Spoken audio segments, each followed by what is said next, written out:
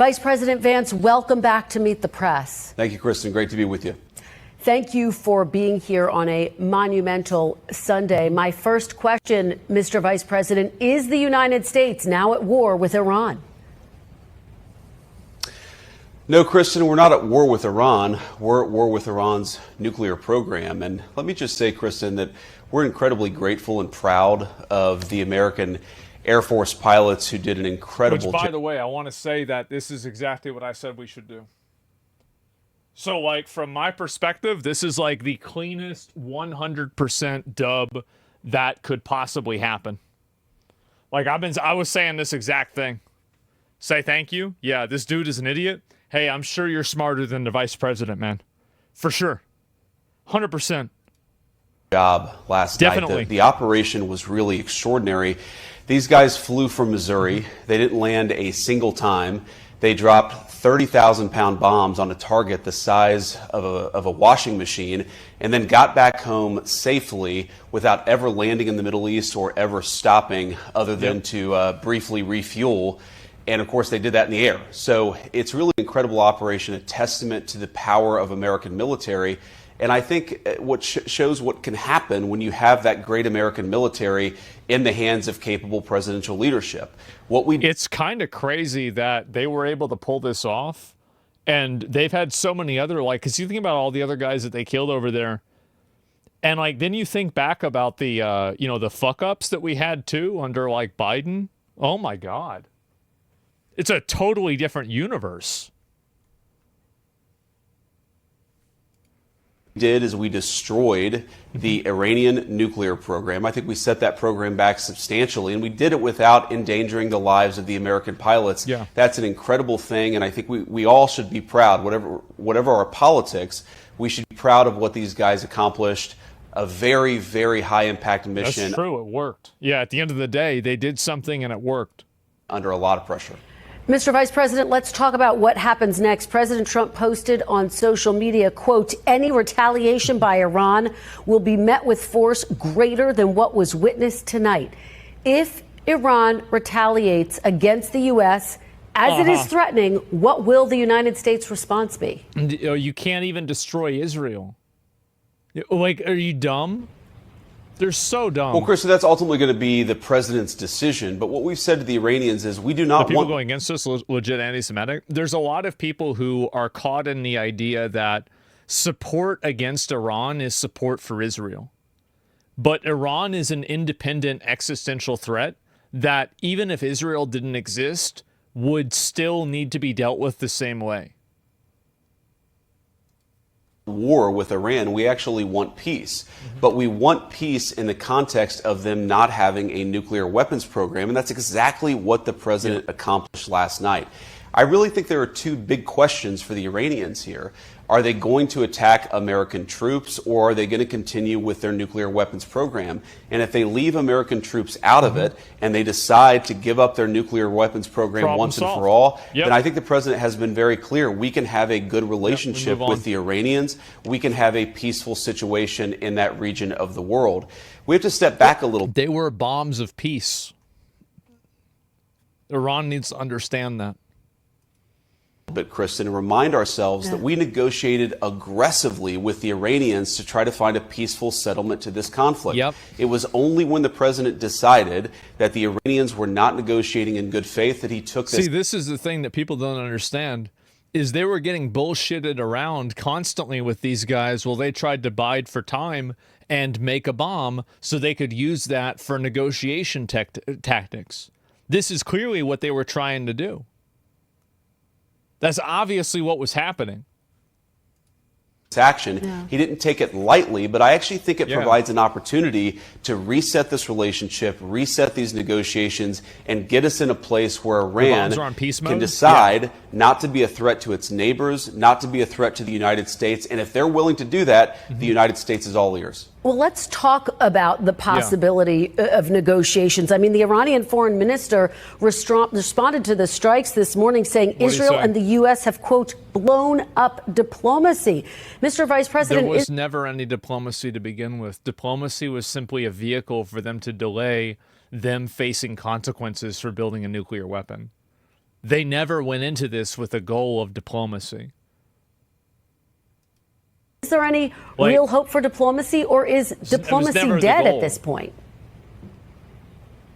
Well, I think the foreign minister is exactly wrong. We didn't blow up diplomacy. We only took this action, Kristen, when it was clear, as the president said, that the Iranians were tapping us along.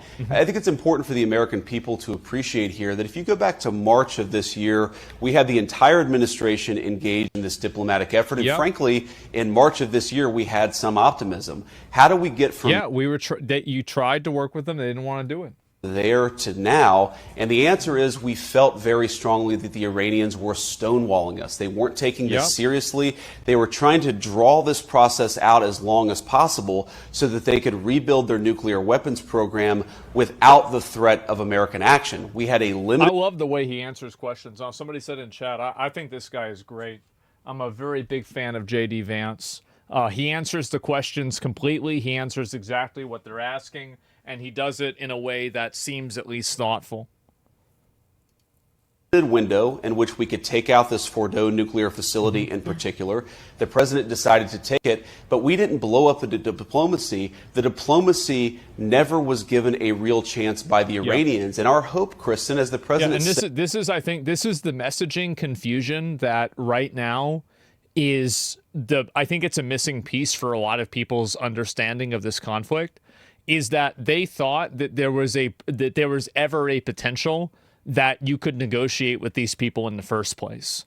But the reality is that they had never wanted to negotiate.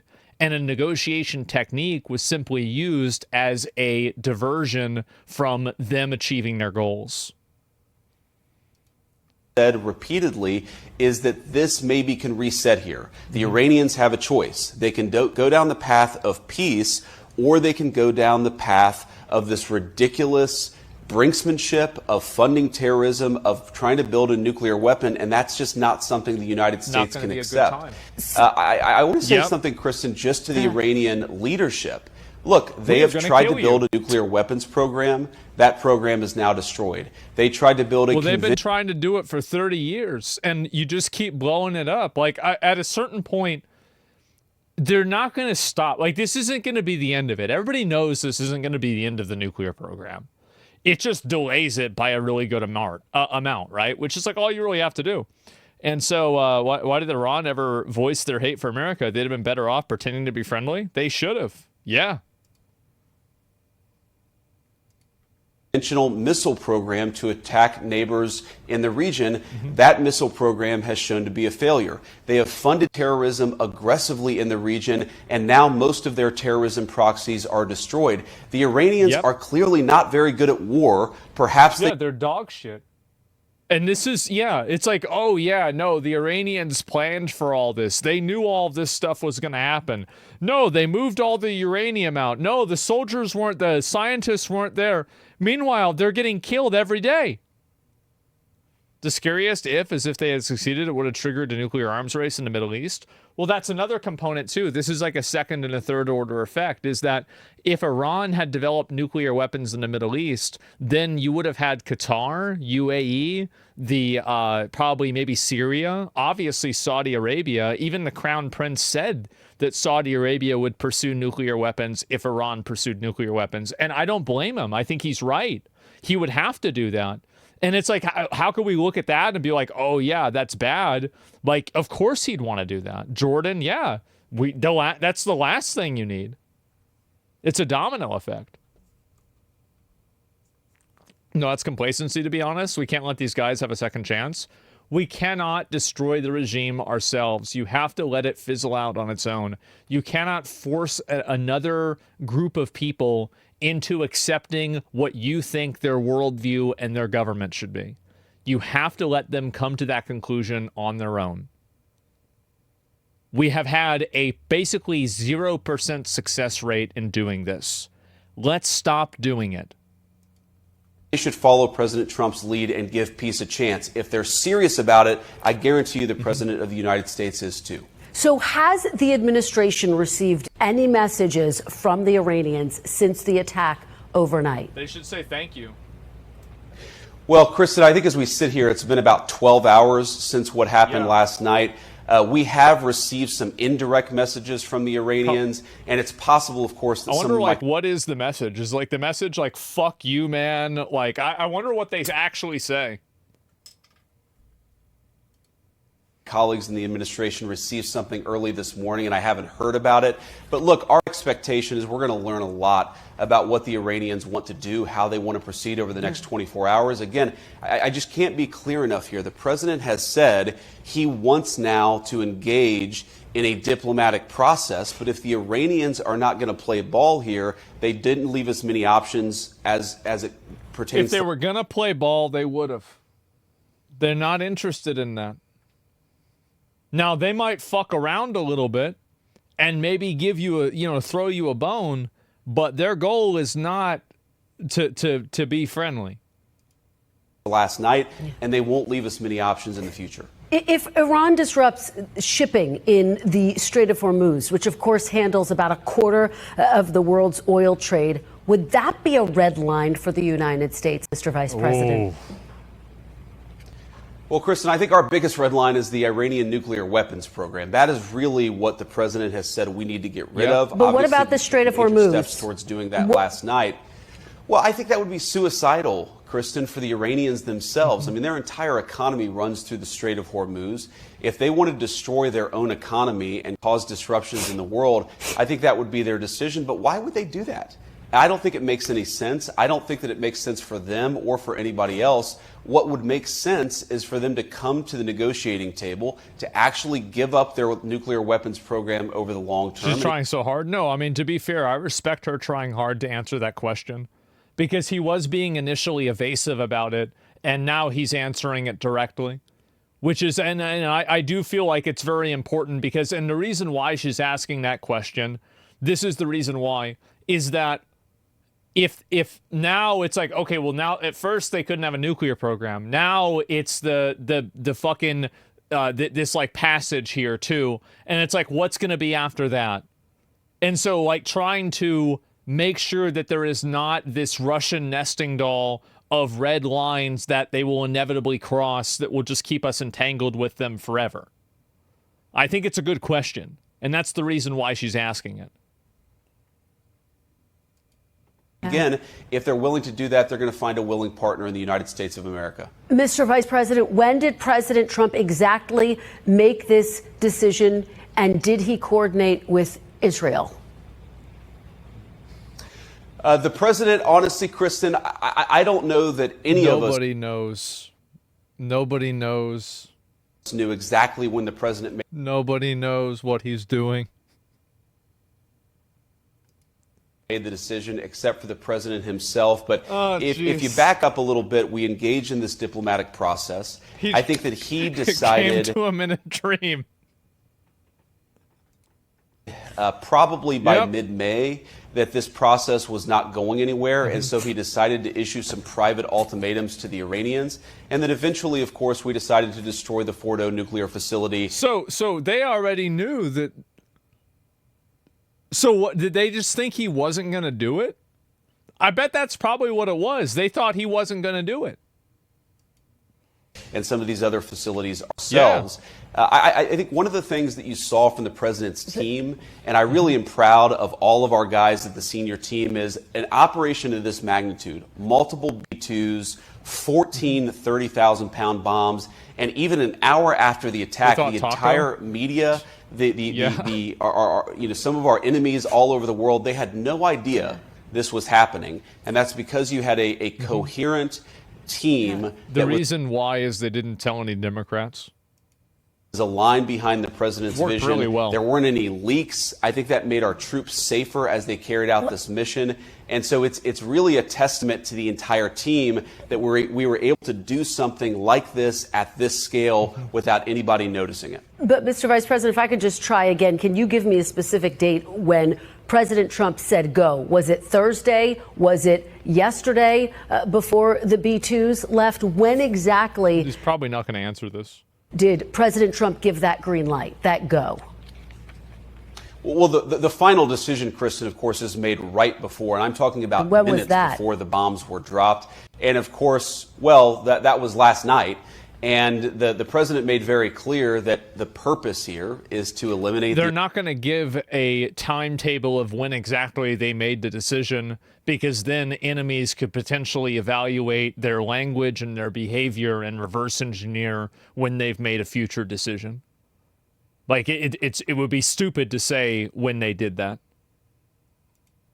Iranian nuclear program. Obviously. So I think that he himself, over time, decided this was necessary. But of course, he had the ability to call off this attack until the very last minute. He obviously decided to proceed. And I think that we did great things for the American people because of it. You know, the president says the nuclear enrichment sites were, quote, completely and totally obliterated. There is some question about that, though, this morning. Do you have 100% confidence that Iran's nuclear sites were totally destroyed? You can never give 100%. Chris, I'm not going to get into sensitive intelligence about what we've seen on the ground there in Iran. But no, because they have other nuclear facilities beyond that we didn't even attack at all. So no, it had nothing to do. Absolutely not. That we didn't destroy all of it. We just destroyed a lot of it. Trump's tweeting. I'll look after this. We've seen a lot, and I feel very confident that we have substantially delayed their development of a nuclear weapon, and that was the goal of this attack. That's why it was a success. And of course, what happens next, again, Kristen, is up to the Iranians. Substantially delayed by years? What does well, again, Kristen, I'm not going to get into sensitive intelligence here, but I think that we have really pushed their program back by a very long time. I think that it's going to be many, many years before the Iranians are able to develop a nuclear weapon. Yeah. But again, our goal is that they're never able to develop a nuclear weapons program, and that is a conversation that we're going to have with the Iranians and also with our allies in the region. So Iran, again, has said that it would retaliate if the U.S. got involved. There are some 40,000 American troops in the Middle East. The Pentagon is on high alert. Is the U.S. bracing for Iran to target American troops in the region? I mean, he's not going to. What time do you think that you're going to bomb them? Like, we're, of course, Kristen, doing everything that we can to keep our people safe. I think that we're prepared in the event that the Iranians do retaliate. But my message to the Iranians is it would be the stupidest thing in the world if they did. If you look at what happened last night, we had an incredibly targeted, precise, surgical strike on the nuclear facilities that are the target of the American operation. Our national interest is for Iran to not get a nuclear weapon. Our strikes last night facilitated that national objective. If the Iranians want to enlarge this by attacking American troops, I think that would be a catastrophic mistake. And as the president said last night, the Iranians would be met with then overwhelming force beyond that. So this is a very delicate moment, Kristen. I don't want to pretend that it's not. But I think the Iranians, if they're smart, they're going to have to look in the mirror and say, hey, maybe we're not so good at this war thing. Let's give peace a chance. Let's drop. Iranians are a religious dictatorship. Don't be stupid, be rational. You'd really be surprised how rational crazy people become when they're faced with certain death. It's crazy. It's like a switch flips in their head and they just stop being crazy. Yeah, it's wow. What a shock. Up our nuclear weapons program and start to make some smarter decisions. We're, of course, hoping that's exactly what the Iranians do. And I have a number more questions, so I want to keep moving. How concerned is the administration that Iran or Iranian proxies could carry out a terrorist attack inside the United States? Well, unfortunately, Kristen, we know that a lot of people who we don't have full accounting of were let in over the last 4 years under the Biden administration. We know that some of those people were on terrorism watch lists. We feel very confident in our FBI and law enforcement that we're on top of this situation. But yeah, we're looking at this very closely. We're doing everything that we can to keep our people safe. And this is one of the reasons why border security is national security, is if you let a bunch of crazy people into your country, those crazy people can eventually take action. We're going to do everything that we can to make sure that doesn't happen and to keep Americans safe. Mr. Vice President, can you rule out that getting involved in this conflict won't eventually lead to U.S. boots on the ground? How can he guarantee anything? Well, the president's been very clear, Kristen. We have no interest in a protracted conflict. We have no interest in boots on the ground. The president has actually been one of the fiercest critics of 25 years of failed foreign policy in the Middle East, which is why he did what he did. A very precise, a very surgical strike tailored to an American national interest. And that national interest is Iran cannot have a nuclear weapon. It would be a disaster for us and for our allies in the region. So I don't fear that this is going to become a protracted conflict, because I think that we have a president who knows what's in America's interest and is willing to do the things necessary to accomplish. I'm going to be honest. I think the fact that we were in the Middle East for that long was completely by design. I think that we just dragged it out because we had a bunch of people that needed to make money in the defense industry. I don't think that it takes 20 years in order to do this. I don't. I think it's ridiculous. Like, it's just the entire premise. Like, how is it that Desert Storm 1 took 3 days and the second one took 20 years? Why did this happen? Well, it's because it was supposed to happen that way. So the entire, like, the worry of us being entangled in a conflict in the long term is predicated on that long-term conflict being necessary in order to get the resolution that we wanted. I don't think it was. I think we were just wasting time, wasting money, wasting lives so people could get paid. War is money? Yeah, like literal military-industrial complex. Who do you support in this, and what outcome would you like to see happen? I mean, ideally, I mean, the best outcome to me would be if the Iranian people overthrow their tyrannical government and they're able to decide their own future that, you know, is up to them.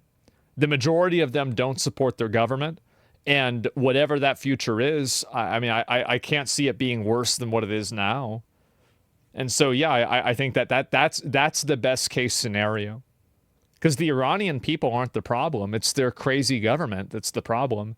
And the Iranian people agree with that. They don't like their government. But it's hard to fight against it when they have such overwhelming force in that country, right? I mean, like, this is the police, the military, everything. So, like, how do you push back against that? You can't really. That interest. As you know, after an Iranian missile struck a hospital happening. in Israel this week, Israel's defense minister said the Ayatollah, quote, can no longer be allowed to exist. Does the United States support Israel killing Iran's leader? Well, look, that's up to the Israeli. What do you think he's going to say? Damn, what are these questions, man? But our view has been very clear that we don't want a regime change. We do not want to protract this or build this out any more than it's already been built out. We want to end their nuclear program, and then we want to talk to the Iranians about a long-term settlement here. We believe very strongly that there are two pathways. There's a pathway where Iran continues to fund terrorism, continues to try to build a nuclear program, attacks American troops. That's the bad pathway for Iran, and it will be met with overwhelming force. That's the There's bad another part. pathway on the table sure. here. There's a pathway where Iran integrates itself into the international community, stops funding terrorism, and stops trying to pursue a nuclear weapon. It's crazy that, like, we don't even want them to do anything. We just want them to stop doing things. Just stop funding terrorists. Stop trying to build nuclear bombs. That's it. I don't think this is unreasonable. It's such an easy W for them. Why are they fucking this up? This is a reset. This is an opportunity for the Iranians to take the smart path. We certainly hope that they will. Couple more questions, and we're almost out of time. Director of National Intelligence Tulsi Gabbard said in March that, quote, Iran is not building a nuclear weapon. Democratic Senator Mark Warner, the vice chair of the Intelligence Committee, said he was briefed on Monday that, quote, the intelligence hasn't changed. So why launch this strike now? Has the intelligence changed, Mr. Vice President? Well, a couple of things about that, Kristen. So what Tulsi said back in March is that Iran was producing highly enriched uranium that was only consistent with them wanting to build a nuclear weapon.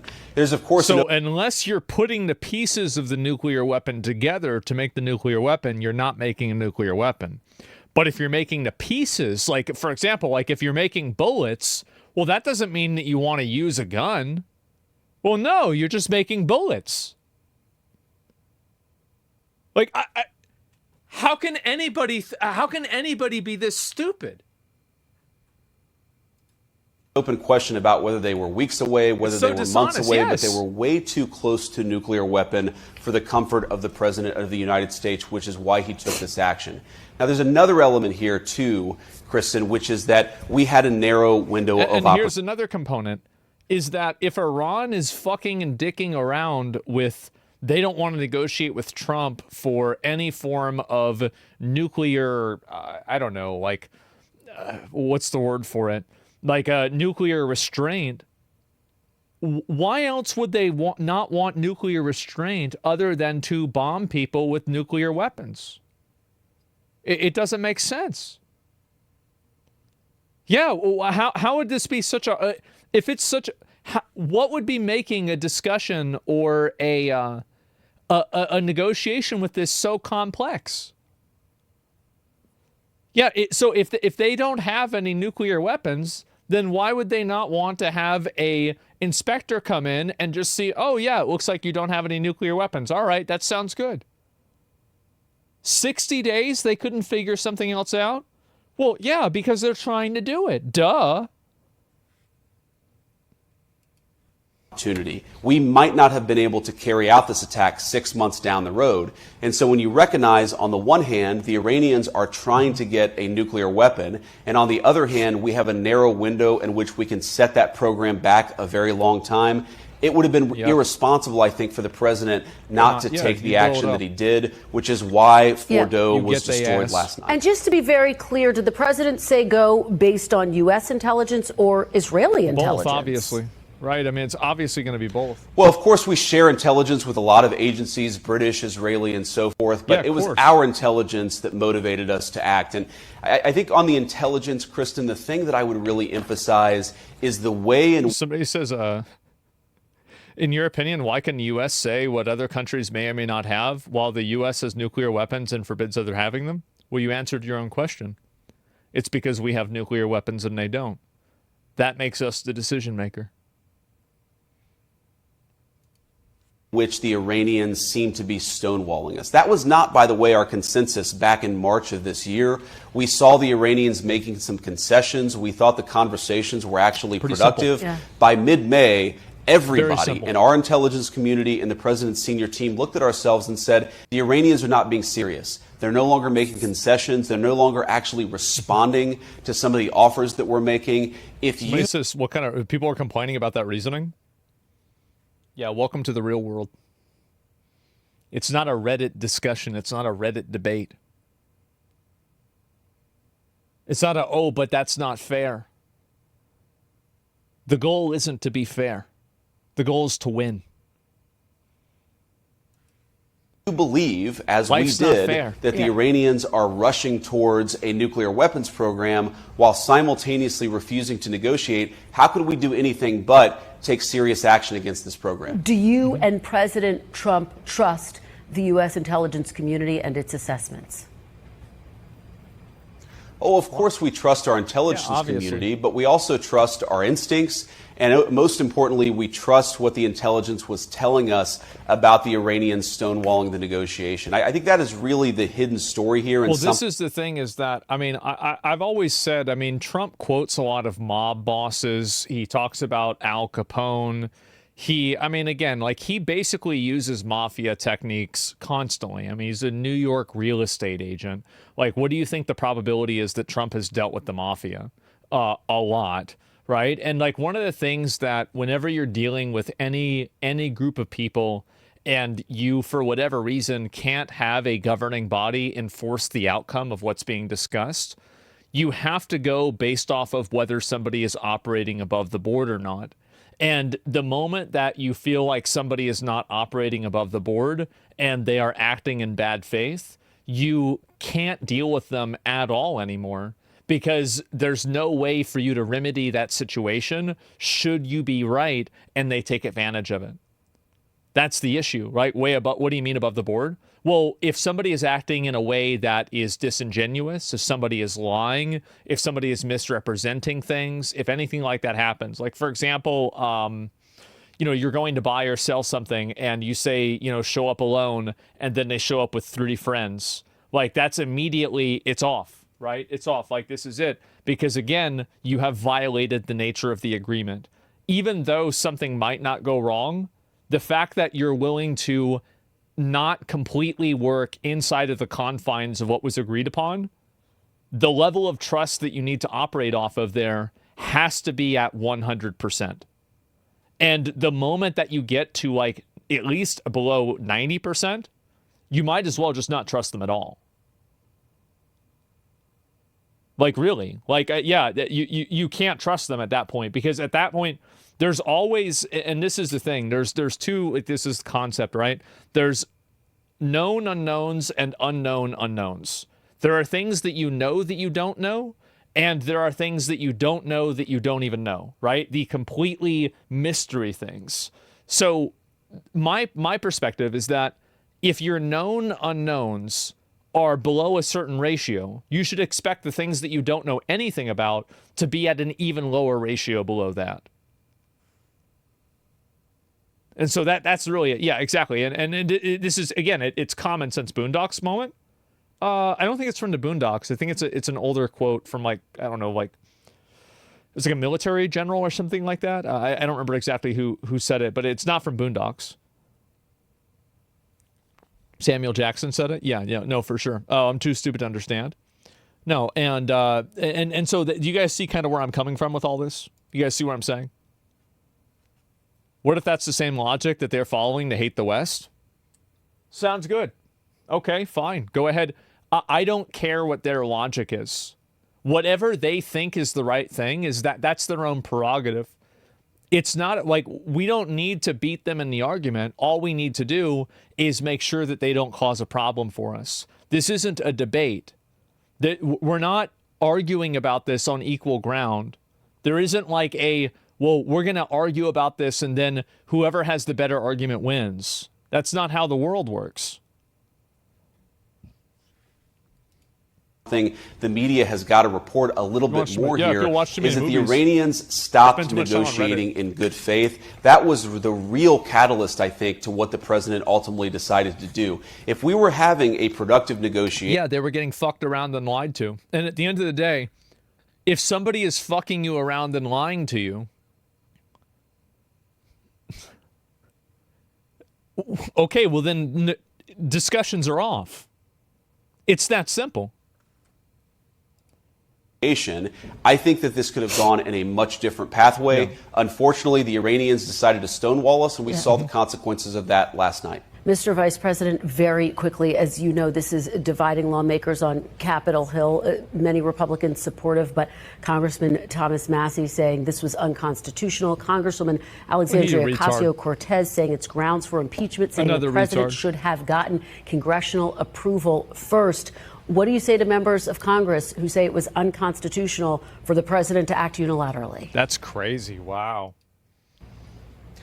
Well, I'd say two things, Kristen, and this is very important. First of all, the president has clear authority to act to prevent the proliferation of weapons of mass destruction, and the worst weapon of mass destruction of them all is nuclear. The idea that this was outside of presidential authority, I think any real serious legal person would tell you that's not true. And the second thing is, Kristen, I certainly empathize with Americans who are exhausted after 25 years of foreign entanglements in the Middle East. I understand the concern, but the difference is that back then we had dumb presidents, and now we have a president who actually knows how to accomplish America's national security objectives. So this is not...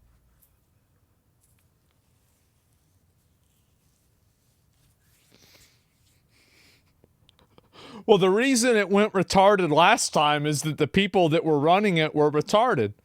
So now we have somebody who isn't as retarded, and it's probably not going to be as bad. That's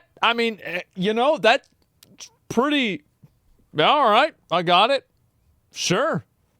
You would 100% not support the bombing if Biden did it, even if context was exactly the same? Okay. Like, at that point, how do you expect me to argue against that? Yes, I would, and then you're going to say, no, you wouldn't. Why would I waste my time trying to explain that to you? going to be some long drawn out thing. We've got in, we've done the job of setting their nuclear program back. We're going to now work to permanently dismantle that nuclear program over the coming years. And that is what the president has set out to do. Simple principle. Iran can't have a nuclear weapon. That has animated American policy over the past 130 days. It's going to continue to be a driving force of our policy in the Middle East for the next 3.5 years. Vice President J.D. Vance, thank you for joining us on a pivotal day. We hope you will come back very soon. Very big day. Thanks, Kristen. Good morning. Huge day. We thank you for. Let me link you guys a video.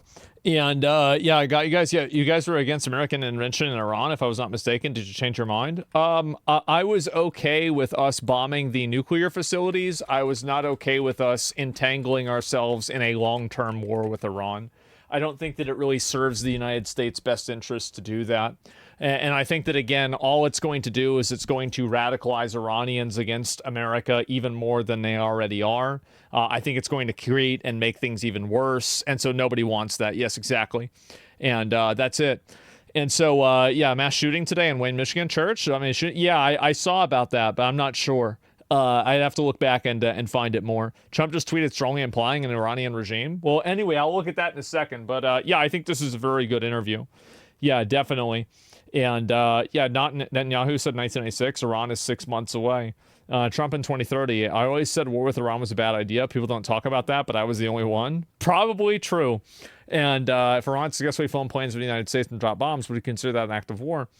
Yeah, I mean, again, Iran can think about it however they want, but like the idea, and I think that a lot of the premise that a lot of these people in the chatters misunderstand is that they think that this is a negotiation on equal footing. It's not. It's the same as Russia and Ukraine.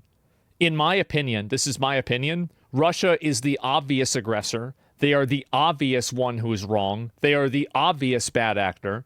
And the only reason that they have not been crushed by everybody in Europe and America coming together to unilaterally shit on them for invading Ukraine, the only reason why that hasn't happened is because they have nuclear weapons. That's the reason. And if that wasn't the case and they didn't have that capacity for mass destruction, this war would have been over years ago. And that's also the reason why Trump has to play games with Putin. That's the exact reason.